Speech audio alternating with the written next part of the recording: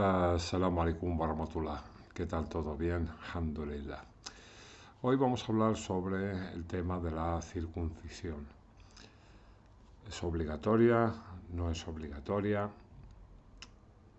Vamos a hacer un repasito. Vamos a buscar el origen. A ver, pongo la cámara bien. El origen de esta práctica.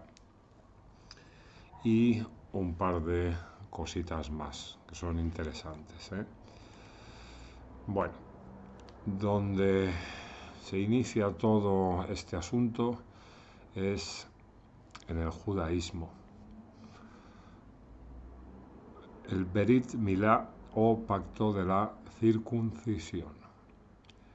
Según los judíos, en el Antiguo Testamento o en la Torá, en el libro de Génesis, aparece esta circuncisión como el pacto que se hace con Dios. Dice así, vámonos a Génesis. Dijo Dios a Abraham: en cuanto a ti, guardarás mi pacto, tú y tu descendencia después de ti, de generación en generación. Este es mi pacto, que guardaréis entre mí y vosotros y tu descendencia después de ti. Todo varón de entre vosotros será circuncidado. Circuncidaréis la carne de vuestro prepucio y será por señal del pacto entre mí y vosotros. A los 8 días de edad será circuncidado todo varón entre vosotros, de generación en generación, tanto el nacido en casa como el comprado por dinero a cualquier extranjero que no sea de tu linaje. Debe ser circuncidado el nacido en tu casa y el comprado por tu dinero, de modo que mi pacto esté en vuestra carne por pacto perpetuo. El incircunciso, aquel a quien no se le haya cortado la carne del prepucio, será eliminado de su pueblo por haber violado mi pacto. Esto es lo que nos encontramos en Génesis. De aquí, los judíos interpretan que es obligatorio el circuncidarse y que esto representa el pacto que Dios hizo con Abraham. Por eso ellos lo realizan de generación en generación.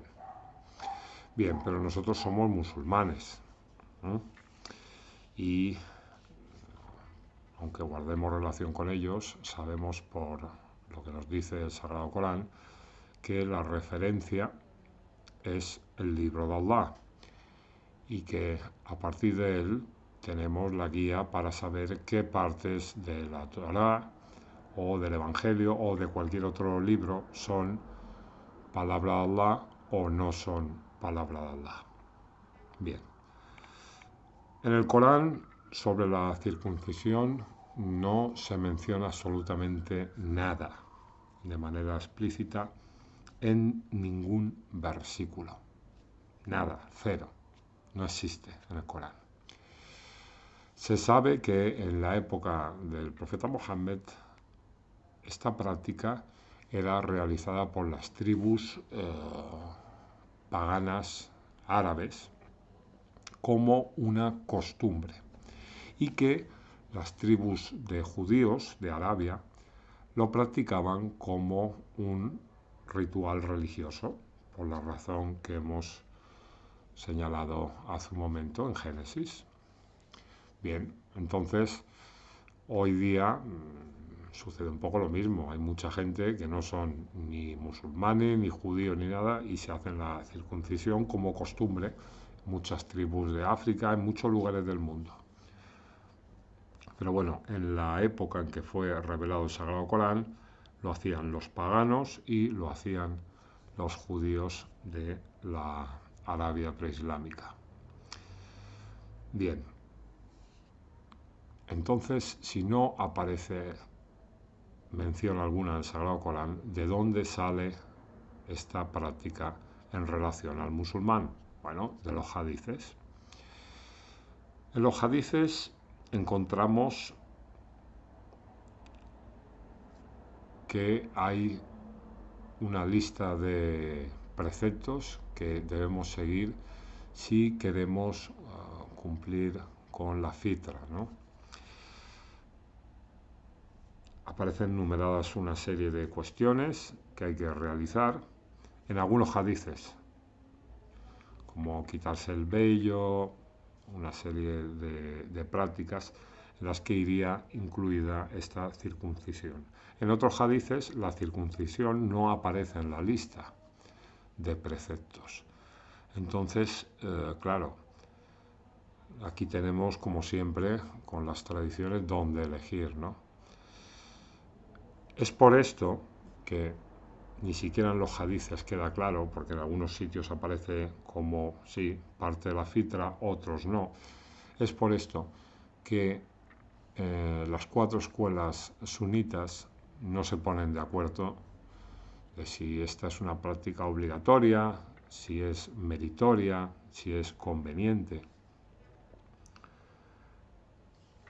En el chiismo sí, que es algo obligatorio, ahí no hay duda, pero no se lleva a cabo por las mismas razones que propone el sunismo. En el chiismo es por otro tipo de cuestiones, como este hadiz que nos dice que la tierra se contamina con la orina de los incircuncisos durante 40 días. Esta es una de las razones por las que los chiitas no permiten que los musulmanes no estén circuncidados, tienen que estarlo obligatoriamente. Pero bueno, cada uno tiene sus motivos, pero, repito, no aparece en el Sagrado Corán. En el sunismo no queda claro, hay discusiones entre las escuelas, y bueno, tenemos que buscar aquí algún tipo de relación en todo esto, porque hasta el momento lo único que queda claro es que es una práctica que viene de los judíos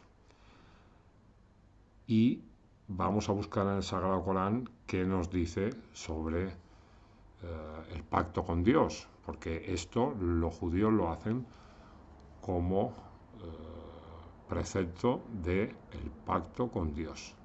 Pero ¿qué dice? ¿Qué es el pacto con Dios desde la perspectiva del Sagrado Corán?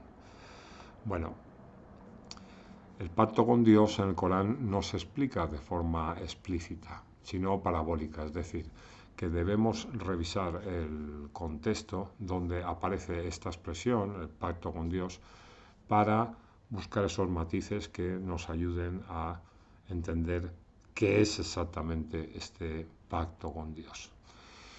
Vayamos primero a la figura de Abraham, que es la que propone el judaísmo, ¿no?, como el comienzo de todo. En el Corán, el pacto con Abraham es sinónimo de obediencia a las leyes de Dios. No tiene que ver para nada con ritual, sino a la obediencia de las leyes de Dios. Tampoco tiene que ver con pertenecer a una determinada familia o pueblo, para nada. Porque el Sagrado Corán nos dice: y cuando su sustentador puso a prueba a Abraham con órdenes y éste las cumplió, le dijo: haré de ti una guía para los hombres. Y Abraham preguntó: ¿y también a mis descendientes? Y Dios respondió: mi pacto no incluye a los malhechores. Entonces, este pacto guarda relación en el Corán con cumplir las leyes de Dios, con el buen comportamiento, con la creencia auténtica y las acciones de bien, no con pertenecer a un determinado pueblo o familia. En cuanto a los hijos de Israel, se nos habla también del pacto con Dios. A ellos se les dice que para cumplir con este pacto deben reconocer el Corán como revelación sagrada. Esta es una de las condiciones del pacto. Y deben dejar de ocultar la verdad a los hombres para obtener beneficios mundanales. Esto es lo que se les dice a los hijos de Israel. Por ejemplo: hijos de Israel, recordad las bendiciones que os dispensé y cumplid vuestro pacto conmigo, yo cumpliré mi pacto con vosotros. Y temedme solo a mí. Creed en lo que he revelado, aquello que confirma la verdad de lo que ya tenéis. Y no seáis los primeros en negarlo. y no malvendáis mis mensajes por un provecho insignificante, y no cubráis la verdad con falsedad, ni ocultéis la verdad a sabiendas. Esta misma información aparece en otro lugar, desde otra perspectiva del Corán, y dice así: entre los seguidores de las revelaciones anteriores, hay algunos que si les confías un tesoro, te lo devuelven, y otros que si les confías una pequeña moneda de oro, no te la devuelven, sino es atosigándoles. Y esto es porque aseguran, no se nos reprochará lo que hagamos con relación a la gente que no es de los nuestros. Con ello dicen una mentira acerca de Dios a sabiendas. Bien al contrario, quienes cumplen su pacto con Dios y son conscientes de él, en verdad Dios ama a quienes son conscientes de él. Ciertamente, quienes malvenden su pacto con Dios y sus compromisos por un precio insignificante, no tendrán parte en las bendiciones de la otra vida, y Dios no les dirigirá la palabra ni les mirará el día de la resurrección, ni les purificará de sus faltas, y les aguarda un doloroso castigo. Y ciertamente, hay algunos entre ellos que distorsionan la revelación con sus lenguas, para haceros pensar que lo que dicen procede de la revelación, cuando no procede de la revelación, y que dicen esto procede de Dios, cuando no procede de Dios. Dicen así una mentira acerca de Dios a sabiendas. Todo por el beneficio mundanal. La misma información desde otra perspectiva. Y he aquí que Dios concertó un pacto con aquellos a quienes se les dio la revelación con anterioridad. Exponédsela a la gente y no la ocultéis, pero se desentendieron canjeándolo por un provecho insignificante. ¡Qué mal negocio hicieron! Sobre los hijos de Israel y este pacto con Dios, se nos dice también que ellos lo rompen al no aceptar al profeta que trajo el Corán, como hemos dicho antes. Y este pasaje que voy a leer muchas veces se entiende como de una forma extraña, como que los mensajeros tienen que apoyar al profeta que venga, al último, a Mohammed. Pero lo que se está hablando es a los seguidores de las revelaciones anteriores, no a los mismos profetas. Me lo voy a leer. Y Dios concertó a través de los profetas este compromiso solemne, se entiende, con los seguidores de las revelaciones anteriores. Si después de la revelación y de la sabiduría que os hemos concedido, viene a vosotros un enviado que confirma lo que ya tenéis, habréis de creer en él y auxiliarle. Ese es el Corán y ese es Mohammed. ¿Estáis resueltos, dijo él, a aceptar mi pacto en estos términos y a perseverar en él? Contestaron, estamos resueltos, dijo, entonces dad testimonio de ello y yo seré vuestro testigo. Y quien después de esto se aparte de este compromiso, esos precisamente son los perversos. ¿Qué significa? Que a la gente de las revelaciones anteriores, a través de sus profetas, se les pidió que apoyaran a los mensajeros, a los profetas de Dios que fueran viniendo. Obviamente los hijos de Israel no apoyaron al profeta Mohammed. Y no lo apoyaron porque, y esto está en sus propias escrituras, ellos no hacían caso a muchos profetas, incluso los mataban. El Corán nos dice por ello que los hijos de Israel rompen el pacto por atentar con sus profetas y corromper en la tierra. Aunque también resalta el Corán, ojo, que no son todos los hijos de Israel. Vamos a leerlo. Soportarán la humillación donde quiera que se encuentren, salvo que vuelvan al pacto con Dios, pues han incurrido en la condena de Dios y la miseria se ha abatido sobre ellos. Esto por obstinarse en negar la verdad de los mensajes de Dios y en matar a los profetas contra todo derecho. Esto por rebelarse y empeñarse en transgredir los límites de lo correcto. Pero no son todos iguales. Entre los seguidores de revelaciones anteriores Hay gente recta que cree en Dios y en el último día, ordenan la conducta recta, prohíben la conducta inmoral y compiten en hacer buenas obras. Esos son de los justos. Esto es para que después no digan que los musulmanes sienten un odio que está justificado por la revelación. El Corán no justifica el odio hacia ningún pueblo y hacia ninguna raza, solo hacia la gente que corrompen en la tierra y a la gente que hacen el mal. Ojo, aquí queda bien claro. Entre los hijos de Israel, entre los judíos, hay gente recta, gente comprometida con la palabra de Dios. Hay que tenerlo muy en cuenta, ¿eh? Un apunte más en cuanto a romper este pacto con Dios y el beneficio mundial, ¿eh? Y el apego por los que pertenecen a nuestra comunidad o a nuestra familia. Dice así el Corán: ser fiel al pacto con Dios está relacionado con completar la medida y el peso, con equidad y ser justos, aunque sea ir en contra de un familiar cercano. Es decir, hay que dar la medida y el peso correcto. No hay que estafar a la gente, no hay que hacer triquiñuelas en los negocios. Hay que ser una persona justa y recta. Y aunque nos toque a alguien que sea de los nuestros cercano, hay que ser justo. Si los nuestros cometen el mal, hay que testificar contra ellos. Hay que ser justos. Esto es lo que nos pide Dios en todas las revelaciones.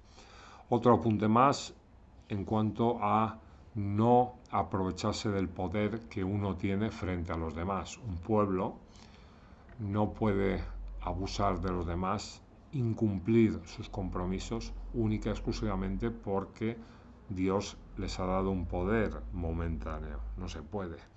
Dice así el Corán: y sed fieles a vuestro pacto con Dios cuando os comprometáis a algo, y no rompáis vuestras promesas para engañaros unos a otros, simplemente porque algunos de vosotros son más poderosos que otros.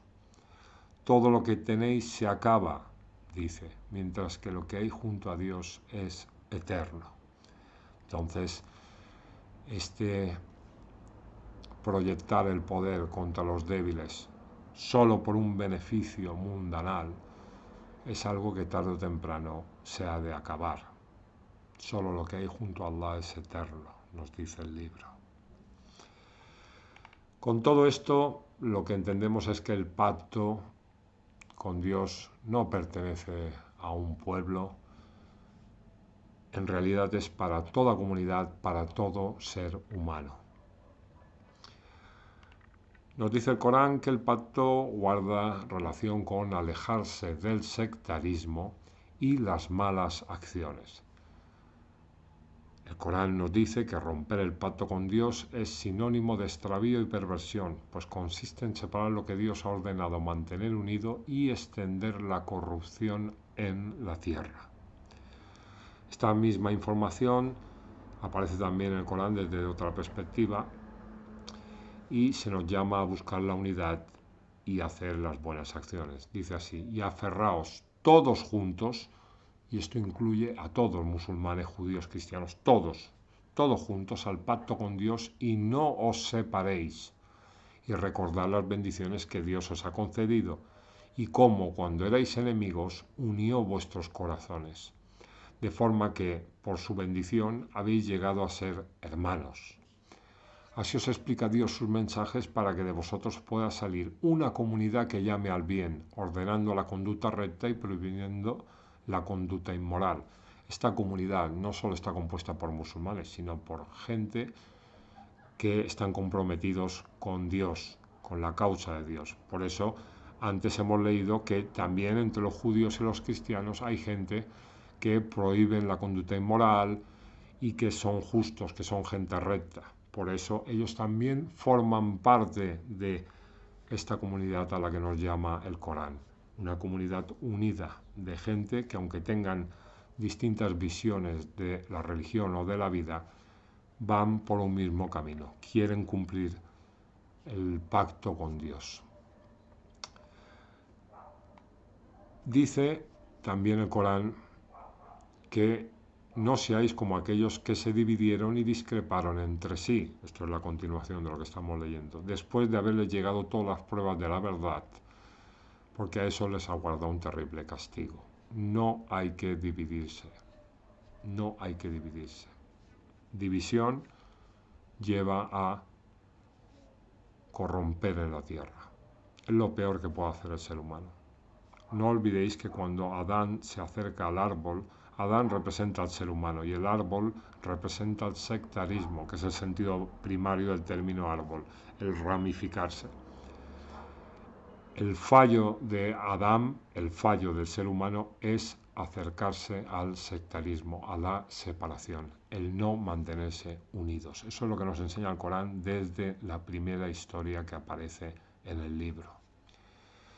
Por tanto, el pacto con Dios,